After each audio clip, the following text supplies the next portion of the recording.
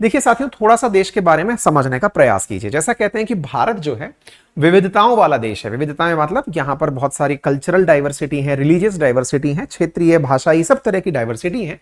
ऐसी स्थिति में डाइवर्सिटी के बीच में भी हम सब लोग अपने अपने पर्सनल रिलेशंस रखते हैं। जैसे मान लीजिए कि मैं हिंदू हूं तो मैं हिंदू के साथ विवाह करता हूं, तो इसके लिए एक कानून है जिसको कानूनी रूप से मान्यता सरकार ने दी हुई है। मतलब इस प्रकार से समझिए कि मेरा विवाह भी कानूनी रूप से वैध है। पहले इसको समझने के लिए हम थोड़ा सा और आपको डिटेल में लेकर चलते हैं ताकि आप इस विषय पर अपनी पकड़ बना पाएं कि यदि कोई भी आप किसी शादीशुदा जिंदगी में हैं, इसका आपको एक कानूनी आधार चाहिए होता है। कानूनी आधार के नाम पर आप मैरिज सर्टिफिकेट पेश करते हैं कि मैं मैरिड हूं, ये मेरा मैरिज सर्टिफिकेट है।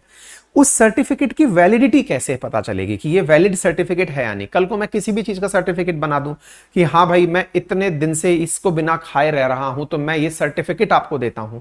तो इस सर्टिफिकेट को देने वाली एजेंसी कौन है? तो देने वाली एजेंसी संसद है। संसद तो नहीं देती सर, तो संसद क्या करती है? अपने लेवल पर कानून बना देती है कि इस कानून के तहत ऐसा सर्टिफिकेशन दिया जा सकता है। तो क्या हिंदुओं में होने वाले विवाह के लिए कोई सर्टिफिकेट है क्या? बिल्कुल है। तो क्या हमारे देश में जितने धर्म रहते हैं उनके लिए सबके लिए कोई ना कोई कानून है क्या? बिल्कुल है। किसके लिए क्या कानून है? आइए मैं एक एक करके सारी बातें बताता हूं। जैसे हिंदू हुए, जैन हुए, बौद्ध हुए, इन सब के लिए जो कानून है वो हिंदू विवाह अधिनियम 1955 है, जिसके तहत सभी इसी प्रकार के कानून के तहत अपने विवाह को करते हैं। और विवाह के साथ साथ उत्तराधिकार से संबंधित भी कानून है जो 1956 है। मुस्लिम समुदाय के लोगों के लिए मुस्लिम लोगों के अपने पर्सनल लॉ हैं, पर्सनल लॉ 1937। ईसाई के विवाह के लिए 1872 ईसाई विवाह अधिनियम है। यानी एक प्रकार से यह समझिए कि विवाह को मान्यता दिलाने के लिए कानून जरूरी है, और वो ये कानून है। ऐसी पारसी विवाह के लिए पारसी विवाह अधिनियम 193, सिख आनंद विवाह संशोधन अधिनियम 2012। कहने का कुल मिलाकर अर्थ यह है कि विवाहों के लिए एक कानून होना जरूरी है, और वो कानून है। ये तो मैंने आपको कहा धर्म के अंदर विवाह हो, लेकिन जरा विचार करिए, एक हिंदू जैन से विवाह कर रहा है, या हिंदू मुस्लिम से विवाह कर रहा है, मुस्लिम ईसाई से विवाह कर रहा है, ईसाई पारसी से विवाह कर रहा है, तो इनके लिए कानून कहां है? तो ऐसी स्थिति में देश की आजादी के बाद एक कानून आया जिसका नाम था स्पेशल मैरिज एक्ट 1954। ठीक है, आज की पूरी कहानी में केंद्र में वही कानून है। पहले भी वही केंद्र में था क्योंकि यह मुद्दा उसी के लिए शुरू हुआ था। स्पेशल मैरिज एक्ट अगर आपको समझ में आए तो उसके अंदर धारा 4 के अंदर यह लिखा हुआ है कि कोई भी व्यक्ति, एनी पर्सन, किसी भी रिलीजन की मान्यता को रखता हो, अगर वो विवाह करते हैं तो उनकी विवाह को इस कानून के तहत मान्यता दी जाएगी। यानी कि विवाह को वैधानिक मान्यता दिलाने के लिए कानून जरूरी है, और जिनको जब कानून जरूरी है तो कानून जरूरी है इस आधार पर आप लोग इन कानूनों में सेम धर्म के अंदर तो काम चल जा रहा है, दूसरे धर्म में अगर विवाह करते हैं तो इसके लिए एक एक्ट बन गया था जिसका नाम था स्पेशल मैरिज एक्ट 1954। धारा 4 में कह दिया गया कि आप विवाह कर सकते हैं। धारा 4 की उपधारा सी के अंदर एक पॉइंट और ऐड कर दिया गया, और वो क्या ऐड किया गया? उसमें ऐड ये कर दिया गया कि एक महिला और एक पुरुष होना जरूरी है। यानी कि ये जो धाराएं हैं हम जिसके बारे में आपके सेशन में आज चर्चा कर रहे हैं, स्पेशल मैरिज एक्ट 1954 धारा 4 और सब धारा 4C 4C में क्या कह दिया गया? 4C में यह कह दिया गया कि एक पुरुष और एक महिला का होना जरूरी है। तो पुरुष और महिला का जो होना जरूरी कंपलसरी कंडीशन दिया गया, आज जो बहस हुई है, फैसला जो आया है निकल करके, वो असल में इस 4C के अंदर ये जो लाइन लिखी है कि पुरुष होना जरूरी है, महिला होना जरूरी है, इसकी जगह पर LGBTQ कम्युनिटी ये चाहती थी कि ये वाली लाइन में से केवल इतना हटा दो। क्या हटा दो? कि पुरुष होना जरूरी है और महिला होना जरूरी है। मतलब आप एक प्रकार से यह समझिए कि अगर आप थोड़ा भी समझ पा रहे हैं कि लड़ाई कहां चल रही है, तो आप इस पूरे सेशन को अच्छे से समझ पाएंगे। 1954 धारा 4 और उसकी भी धारा सी है ना, उपधारा सी के बारे में बात की जा रही है। क्या? जिसमें यहां लिखा गया है कि पुरुष और महिला होना जरूरी है शादी के लिए। यहां पर LGBTQ कम्युनिटी की डिमांड थी कि कृपया करके ये वाली जो लाइन है इसे हटा दो, इसे हटा दो। तो क्या होगा? तो बोले उसके बाद में स्पेशल मैरिज एक्ट को पढ़ा जाएगा। कैसे पढ़ा जाएगा? स्पेशल मैरिज एक्ट को पढ़ा जाएगा कि पर्सन्स का विवाह चाहे वो किसी भी धर्म के हो होना अलाउड है। सी के साथ हमें दिक्कत है। अच्छा, अब बड़ा सवाल यह बनता है कि चूंकि ये कानून है तो कानून कहीं बना होगा। कानून कहां बना होता है? कानून संसद में बना होता है। अरे भाई, संसद में विधान बनता है तभी तो उसे लेजिस्लेटिव कहा गया है। तो ऐसी स्थिति में जहां कानून बना है उस कानून के इस बिंदु को हटाने की मांग की जा रही थी। कहां पर? सुप्रीम कोर्ट में। अब आपको यह मालूम होना चाहिए हमारी सुप्रीम कोर्ट के पास आर्टिकल 13 के अनुसार यह पावर है कि यदि कोई भी कानून ऐसा हो जो कि देश के मूल अधिकार, जो कि नागरिकों के मूल अधिकारों को कम करता हो, उन्हें खत्म करता हो, उनमें किसी प्रकार का दिक्कत क्रिएट करता हो, तो supreme court according to article 13 उस भाग को हटा सकता है, उस भाग को डिलीट कर सकता है, उसमें संशोधन प्रस्तावित कर सकता है। यह किसने कह दिया? आर्टिकल 13 में, हमारे संविधान में यह बात लिखी है। तो जो एलजीबीटीक्यू कम्युनिटी थी, जो चाहती थी कि पुरुष पुरुष से शादी कर सके, महिला महिला से शादी कर सके, ट्रांसजेंडर ट्रांसजेंडर शादी कर सके, या ट्रांसजेंडर सामान्य पुरुष से शादी कर सके, ऐसी स्थिति में उन्हें यह अधिकार दिलाना है तो आपको ये चीज हटानी पड़ेगी। बोले क्यों हटानी पड़ेगी? बोले इसलिए हटानी पड़ेगी, संसद से कहा गया, सुप्रीम कोर्ट से कहा गया कि सुप्रीम कोर्ट महोदय, क्योंकि हमारे 3 अधिकार प्रभावित हो रहे हैं। कौन कौन से? आर्टिकल 14, आर्टिकल 19 और आर्टिकल 21। देखिए, मैं थोड़ा सा आपको और इंडियन पॉलिटी की तरफ ले चलता हूं। आप में से बहुत सारे लोगों ने इसके बारे में बहुत सारी चीजें जान ली होंगी, और नहीं जानी है तो थोड़ा सा इसके बारे में बेसिक्स जान लीजिए। देखिए, भारत के अंदर जो मूल अधिकार दिए गए हैं, भारत के संविधान के अंदर पार्ट 3 के अंदर मूल अधिकार का सबसे इंपॉर्टेंट जो क्रक्स है वो ये है कि ये हमारे देश के नागरिकों को प्राप्त वो अधिकार हैं जिनके ना मिलने पर हम सुप्रीम कोर्ट जा सकते हैं। जैसे समानता है, स्वतंत्रता है, जीने का अधिकार है। ये अधिकार अगर हमें नहीं मिलते तो हम सीधे सुप्रीम कोर्ट जा सकते हैं। ठीक है, हमारे इन मूल अधिकारों को आर्टिकल 12 से लेकर 35 तक, सुप्रीम 12 से लेकर 35 तक भारत का जो मूल संविधान है वहां पर लिखकर रखा गया है। जैसे कि ये द कॉन्स्टिट्यूशन ऑफ इंडिया की बुक है, तो इसके अंदर आर्टिकल 12 से लेकर अगर 35 तक आप पढ़ाई करेंगे तो वो भारत के मूल अधिकारों की बात करता है। अधिकार का अर्थ क्या हुआ कि इन्हें आप प्राप्त करने के लिए सुप्रीम कोर्ट तक जा सकते हैं। अगर आप सुप्रीम कोर्ट पहुंचे और आपको यह अधिकार ना मिले तो भाई ये बात आपके लिए दुर्भाग्यपूर्ण होगी, क्योंकि देश में न्याय का मतलब ही यह है कि मूल अधिकारों की सुरक्षा होगी। अच्छी बात है साहब।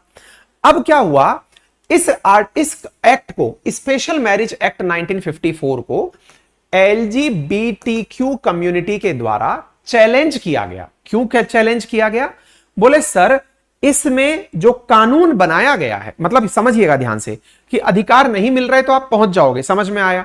लेकिन कई बार हमारे देश में संसद कानून बनाती है, उससे संभव है कि हमारे देश का कोई भी वर्ग, कोई भी लिंग, कोई भी क्षेत्र, भाषा के आधार, कोई भी व्यक्ति हो सकता है इस आधार पर प्रभावित हो जाए कि उसे लगे कि उसके मूल अधिकार उससे छिन रहे हैं। ऐसी स्थिति में वो व्यक्ति सुप्रीम कोर्ट में शिकायत कर सकता है। तो LGBTQ community special marriage act 1954 की धारा 4 की उपधारा सी में लिखे इस आधार को कि यह केवल महिला और पुरुषों को ही विवाह का अधिकार देता है, इसकी शिकायत करने सुप्रीम कोर्ट पहुंच गया कि सर यह 14 नंबर आर्टिकल के खिलाफ है। देखिए ध्यान से समझिएगा, 14 नंबर आर्टिकल, 19 नंबर आर्टिकल और 21 नंबर आर्टिकल, ये ट्रायंगल है, मतलब सबसे महत्वपूर्ण आर्टिकल्स में मूल अधिकार में इन्हें माना गया है। तो आप इसको ऐसे समझिए, 14, 19 और 21 ये तीनों के तीनों मूल अधिकार के हिस्से में हैं। इसका मतलब इनकी प्राप्ति ना होने पर आप सुप्रीम कोर्ट जा सकते हैं। इसी कारण से जो याचिकाकर्ता थे उनका कहना था कि सर हमारे साथ समानता का अधिकार छीन लिया गया। कैसी समानता छीन ली गई? सर समानता का अधिकार हमारे देश में कहता है कि हमारा जो स्टेट है, state shall not discriminate on the grounds of religion, race, caste, sex, place of birth etcetera, यानी कि आप हमारे साथ इस आधार पर डिस्क्रिमिनेशन नहीं कर सकते। लेकिन सर हमारे साथ तो डिस्क्रिमिनेशन हो रहा है। कौन बोले? लेस्बियन। लेस्बियन बोले तो जो महिलाएं महिलाओं से संबंध रखना चाहती हैं, गे पुरुष पुरुष से संबंध रखना चाहते हैं, बाइसेक्सुअल वे लोग जो कि दोनों में इंटरेस्ट रखते हैं, ट्रांसजेंडर जो पैदा होते समय अपनी आइडेंटिटी समझते थे कि मैं पुरुष हूं, लेकिन पता चला बाद में कि उनमें महिलाओं के लक्षण विकसित हो गए, या महिलाएं जो पैदा होने पर महिलाएं थी लेकिन बाद में उन्हें अपने लक्षण पुरुषों जैसे दिखाई दिए, वो ट्रांसजेंडर। और क्यूअर, जिन्हें अभी तक नहीं पता है कि उनके अंदर कौन से कैरेक्टर हैं, अभी जिज्ञासु हैं अपने आप को लेकर के लिए, इसलिए वो अपने आप को अलग रखे हुए हैं।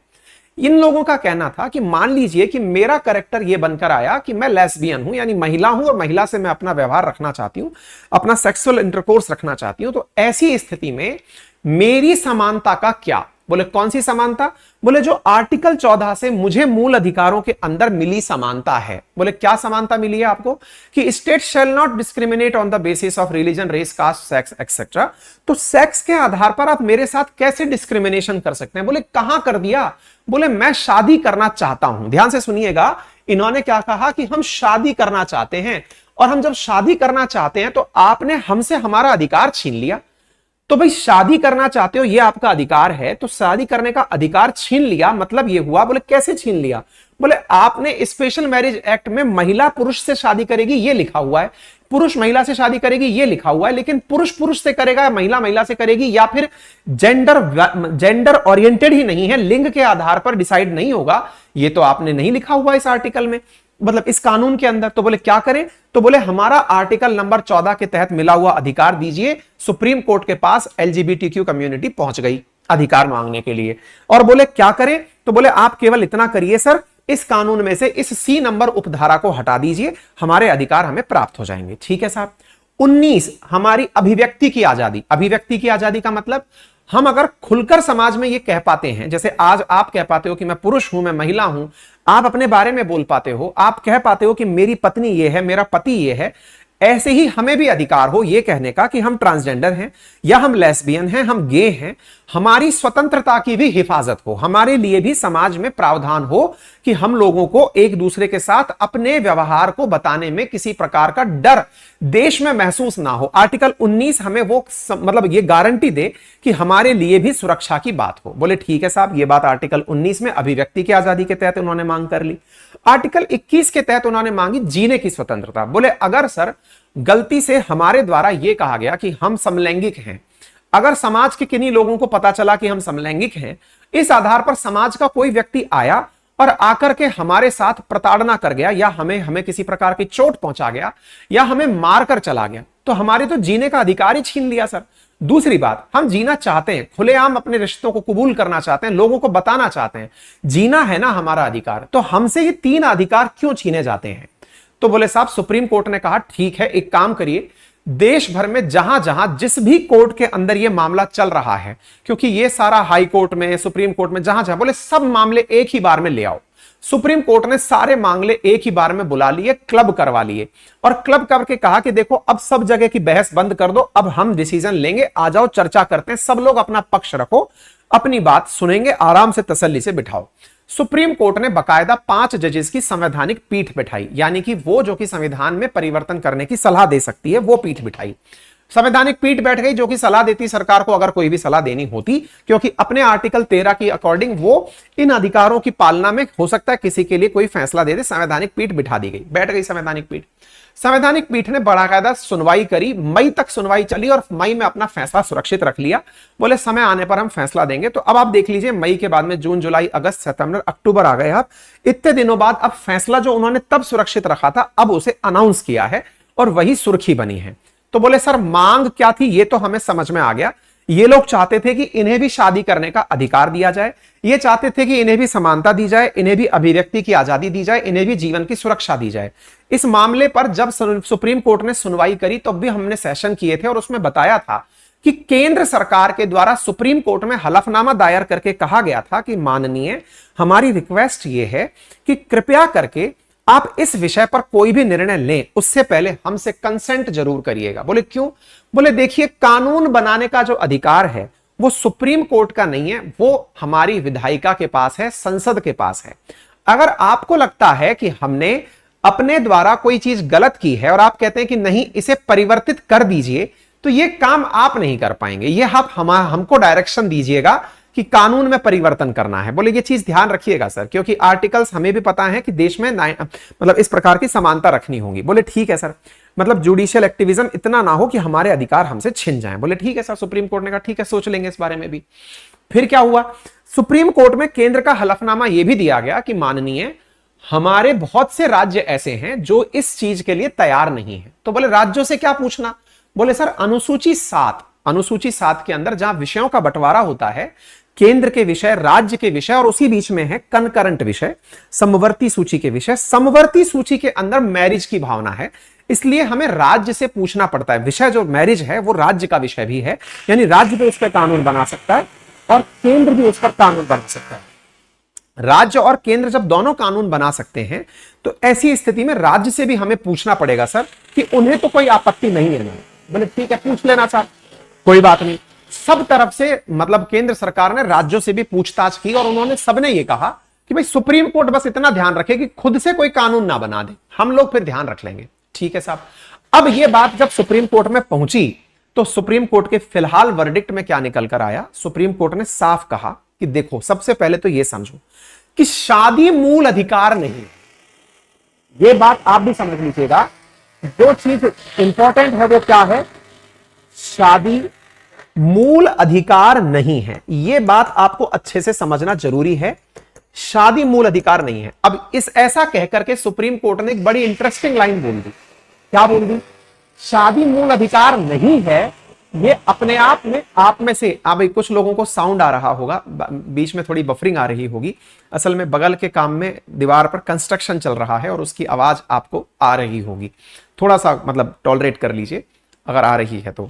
ठीक है, तो शादी मूल अधिकार नहीं है। सुप्रीम कोर्ट ने ऐसा कह के क्या कहा कि साहब कुल मिलाकर बात यह है कि आप कल को यह कहकर सुप्रीम कोर्ट नहीं आ सकते कि मेरी शादी नहीं हो रही है, मेरी शादी करवाइए। दूसरा, आप एलजीबीटीक्यू वाले शादी का मुद्दा लेकर हमारे पास आए हैं तो यह मूल अधिकार तो नहीं है, अर्थात इस विषय की तो चर्चा हम नहीं कर सकते। और जब शादी मूल अधिकार नहीं है तो आपके मूल अधिकारों के हनन के आधार पर हम स्पेशल मैरिज एक्ट 1954 की धारा 4 के उपधारा सी को क्यों छेड़खानी करें। बहुत इंटरेस्टिंग बात है, हम धारा 4 की उपधारा सी में क्यों छेड़खानी करें।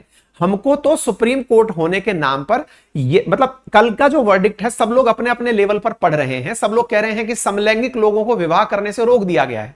सुप्रीम कोर्ट का जो वर्डिक्ट है उसका सबसे इंपॉर्टेंट पार्ट जो है, जो लोग रीड नहीं कर पा रहे हैं, वो ये कि वो साफ कह रहा है कि शादी मूल अधिकार नहीं है। भाई मूल अधिकार है तो सुप्रीम कोर्ट आओ, अब ये मूल अधिकार ही नहीं है तो क्यों आए हो। और जब मूल अधिकारों में हनन होने पर ही आर्टिकल 13 एक्टिवेट होता है तो भाई मूल अधिकारों में हनन हुआ ही नहीं तो हम इस आर्टिकल को क्यों उठाएं कि स्पेशल मैरिज एक्ट की ये धारा हटा दो, ये मूल अधिकारों का उल्लंघन करती है। बोले शादी मूल अधिकार है नहीं तो आर्टिकल 13 हमारे लिए यूज का बचता नहीं, और जब बचता नहीं तो इस कानून पर तो हम जाकर करें भी क्या। यानी एक ही बार में ना रहेगा बांस ना बजेगी बांसुरी। इस प्रकार से सुप्रीम कोर्ट ने सिंगल लाइन में सारे बवाल खत्म कर दिए। अब लोग इसको रीड कैसे कर रहे हैं, सुप्रीम कोर्ट ने कहा कि समलैंगिकों के नहीं हो सकेंगे विवाह, बिल्कुल, क्योंकि अल्टीमेटली उन्होंने साफ कह दिया कि भाई शादी का मामला तुम लेकर आए हो, हमारे देश में महिला की शादी पुरुष से हो सकती है, पुरुष की महिला से हो सकती है, यही अलाउड है। दैट मींस अन्य प्रकार के विवाह अलाउड नहीं है। तो उम्मीद है पहली चीज तो आपको वर्डिक्ट के साथ समझ में आ गई होगी। क्लियर हो गया, तो यहां से सब ध्यान रखिएगा भाई, विशेष रूप से परीक्षार्थी इस विषय पर ध्यान दें, काफी इंपॉर्टेंट है ये। अब दूसरा विषय, सर इन्होंने ये भी कहा था चलो शादी की बात हटा दो, अब शादी तो गई इनके हाथ से कि शादी नहीं कर सकते, ठीक है समझ में आया, लेकिन सर अन्य मुद्दे भी तो थे। बोले जैसे आर्टिकल 14 समानता की बात करता है। मैंने कहा वो तो गया ना समानता की बात तो। बोले कैसे गया, हमने कहा शादी। बोले सर शादी तक की थोड़ी था समानता की बात। तो मैंने कहा फिर सर एक बात बताइए, एक महिला और पुरुष अगर हैं तो वो साथ रहते हैं, जैसे कल को पुरुष की मान लीजिए किसी आकस्मिक कारण निधन हो गया तो उसकी प्रॉपर्टी महिला के नाम पर जाएगी कि उसके जॉइंट अकाउंट में किसके पास जाएगी, ये तो हमको विवाह के साथ मिलने वाले लाभ हैं। ऐसी स्थिति में क्या होगा अगर कोई कपल साथ रह रहा है तो उसके कानून का क्या होगा, उसके बैंक अकाउंट का क्या होगा, जमीन जायदाद का क्या होगा, कल को बच्चे उसको लेने हुए तो क्या होगा। समानता में तो बहुत सारी चीजें छिन गई, ऐसे ही 19 और 21 में भी अभिव्यक्ति छिन गई, जीने का अधिकार छिन गया। तो बोले इनका सुप्रीम कोर्ट ने कहा ठीक है, देखो शादी नहीं कर पाओगे ये तो हमने बोल दिया, हम ये नहीं बोल रहे कि शादी नहीं कर पाओगे, हम बोल रहे हैं शादी मूल अधिकार नहीं है। जब मूल अधिकार नहीं है तो बाकी सब अपने आप सेटल हो गया, स्पेशल मैरिज एक्ट लागू ही नहीं हुआ तुम पर, हटा दो इसको। अब आने वाले टाइम पर जो याचिका दायर होनी चाहिए वो ये होनी चाहिए कि शादी मूल अधिकार है। ठीक है, वैसे देश के अंदर शादी मूल अधिकार हो नहीं सकता, इतना जेंडर इनइक्वालिटी है। आगे बढ़ते हैं साहब। 14, 19, 21 के अंदर, अब थोड़ा हम जब आगे बढ़े तो सुप्रीम कोर्ट ने साफ कहा, देखिए अगर आपको समानता की बात करनी है, स्वतंत्रता की बात करनी है, तो हमारी तरफ से इतनी सी लाइन समझ लीजिए, और वो क्या है कि आप लोग, केंद्र को हम अपनी तरफ से आदेशित कर सकते हैं। किस बात के लिए? केंद्र को हम अपनी तरफ से आदेशित करते हैं, निर्देशित करते हैं कि वो एक ऐसी कमेटी का गठन करे जिस कमेटी का कार्य क्या हो कि वो आने वाले समय में समलैंगिक कपलों को, एलजीबीटीक्यू के अंदर जो रहने वाले लोग हैं, इनको अधिकार दिला सके। कैसे अधिकार? चाहे बैंक अकाउंट खुलवाने का अधिकार हो, जायदाद का अधिकार हो, ऐसे अधिकार दिलाने के लिए हम अपनी तरफ से केंद्र को डायरेक्शन देते हैं कि वो इनके इन अधिकारों के लिए कोई कानून बनाएं। अब ध्यान से सुनिएगा साहब, अगर कोई ये पूछे कि कल के वर्डिक्ट में एलजीबीटीक्यू हार गए, क्या ये सच है? आंसर है नहीं, हारे नहीं है, पार्शियली वो भी जीते हैं। पार्शियली क्यों? क्योंकि उनकी मांग केवल शादी करना नहीं था उनकी मांग में समानता की बात थी, स्वतंत्रता की बात थी, अभिव्यक्ति की बात थी। उस पर सुप्रीम कोर्ट ओके है। उसके लिए उन्होंने, सुप्रीम कोर्ट ने संसद को कह दिया है कि आप इसके लिए चीज बनाइए। तो बोले क्या कह दिया है ऐसा? तो देखिए, जब आपको मालूम होगा देश के अंदर 2018 के अंदर नवतेज सरना मामले में जब 377 को 377 को डिक्रिमिनलाइज किया गया। डिक्रिमिनलाइज का मतलब यह हुआ कि अगर कोई व्यक्ति समलैंगिक संबंध रखता है, गे अथवा लेस्बियन है, ऐसी स्थिति में उसे डिक्रिमिनलाइज किया गया, यानी कि उसे मतलब क्रिमिनलाइज नहीं माना गया, एक तरह से समझिए कि अपराध नहीं माना गया, उसे गैर अपराध की श्रेणी में रखा गया। यानी इस आधार पर किसी को जेल नहीं होगी कि ये गे है अथवा लेस्बियन है। इसका मतलब जब आपने गे अथवा लेस्बियन होने पर जेल ना जाने का प्रावधान दे दिया, इसका मतलब सुप्रीम कोर्ट फॉरवर्ड ब्लॉगिंग में आगे बढ़ रही है कि वो ये कहती है कि गे हो अथवा लेस्बियन हो या जो भी एलजीबीटीक्यू, आप रह सकते हो, रहने के साथ साथ अब आपको अधिकार भी चाहिए। इसके लिए हम सुप्रीम कोर्ट को बोल देते हैं कि भैया आप इनके अधिकारों की चर्चा करो। अब सुप्रीम कोर्ट खोपड़ी खुजाल रही है। क्या खुजाल रही है? कि इसका मतलब ये शादी कर नहीं सकते लेकिन साथ रह रहे हैं, तो ये तो कोहैबिटेशन हो गया। कोहैबिटेशन का मतलब होता है लिव इन रिलेशन। देखिए बड़ा इंटरेस्टिंग चल रहा है ये पूरा मामला, पता नहीं आप इसको कितना समझ पा रहे हैं कितना नहीं, जरूरी नहीं है सबके ये मामला समझ में आए, लेकिन जो इस विषय पर पारखी हैं उनको समझ में आ जाएगा। आज थोड़ा ज्यादा ही इंडियन पॉलिटी और कानून में मैं घुस गया हूं। सामान्यतया जो हमारी एप्लीकेशन की क्लासेस होती हैं मैं उनमें इंडियन पॉलिटी पढ़ाता हूं, यहां तो केवल करंट अफेयर चल रहा होता है, लेकिन आज आप लोग भी थोड़ा सा इंडियन पॉलिटी का आनंद ले लीजिए। तो सीन क्या है, यहां पर क्या निकल कर आता है भाई, जब सुप्रीम कोर्ट के सामने यह मामला पहुंचा तो सुप्रीम कोर्ट ने बड़े ही स्मार्ट तरीके से एक चीज ये कह दी कि आप लोग इस पर कानून बनाइए। कानून के मामले में पचड़ा क्या फंस गया, अब वो समझिएगा। देखिए हमारे देश में सीधी सी बात समझिए, सेक्शन 307, अब ये आईपीसी का सेक्शन 377 डिक्रिमिनलाइज होने का मतलब क्या हुआ, सेक्शन 377 हटने का मतलब क्या हुआ कि अगर कोई व्यक्ति गे है अथवा लेस्बियन है तो उसको जेल नहीं होगी। ठीक है साहब। अब गे है अथवा लेस्बियन है, इसका मतलब समलैंगिक संबंध है। ठीक है साहब। अब अगर कोई समलैंगिक संबंध रखने वाला व्यक्ति है तो वो एक साथ रह रहा है, यानी कपल में रह रहा है। भाई कपल का मतलब दो लोगों का एक साथ रहना, कपल में रहना हुआ। कपल में रहना कोहैबिटेशन, कोहैबिटेशन अंग्रेजी में, और कोहैबिटेशन का ही दूसरा नाम होता है live in, live in relation. एक काफी ज्यादा वीडियो वायरल है राजस्थान का जिसमें लिव इन की परिभाषा पूछी गई। लिव इन क्या होता है?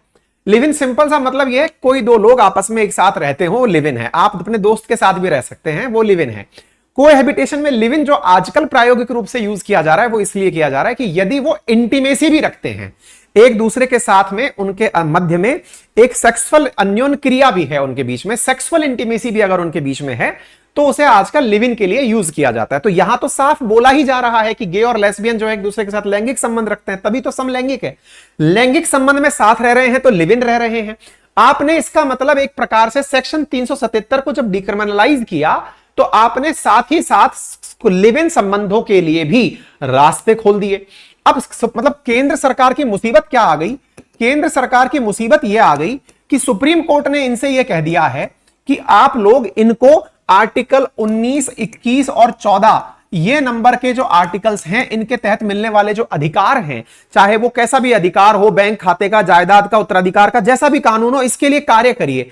तो ऐसी स्थिति में शादी बिना किए इनके लिए अगर काम करना है तो क्या हम ये मान लें कि केंद्र सरकार से कहा गया है कि आप लिव इन रिलेशन के लिए कोई कानून बनाकर लाइए? इंटरेस्टिंग है ये। मतलब कल के डिसीजन से बहुत सारे संबंध पैदा हो रहे हैं। सबसे पहला संबंध तो यह पैदा हुआ कि शादी मूल अधिकार नहीं, पहला ऑब्जर्वेशन। मैंने कल भी सेशन करने की सोची थी, कल इसलिए नहीं किया, मैं थोड़ा सा और इसके अंदर लोगों का ऑब्जर्वेशन आने दो, फिर अपना ऑब्जर्वेशन देंगे। दूसरा जो ऑब्जर्वेशन निकल के आता है, जब केंद्र को आप गाइडलाइन दे रहे हो और कह रहे हो कि यह चीज अलाउड नहीं है, लेकिन आप कानून बनाइए इन लोगों के लिए, कानून बनाइए, इसका मतलब क्या आप समलैंगिक की तरह ही, फिर तो लड़का लड़की भी साथ रहे, क्या दिक्कत है? फिर तो आप लिव इन रिलेशन को और ज्यादा मजबूती दे रहे हो। जब आप समलैंगिक को अधिकार देने की बात करते हो तो फिर तो लिव इन को भी अधिकार देने की बात करोगे, और समलैंगिक के साथ साथ लिव इन को अधिकार देने की बात करते हो। तो ऐसी स्थिति में क्या आने वाले समय में केंद्र सरकार लिव इन के लिए भी कानून बनाएगी?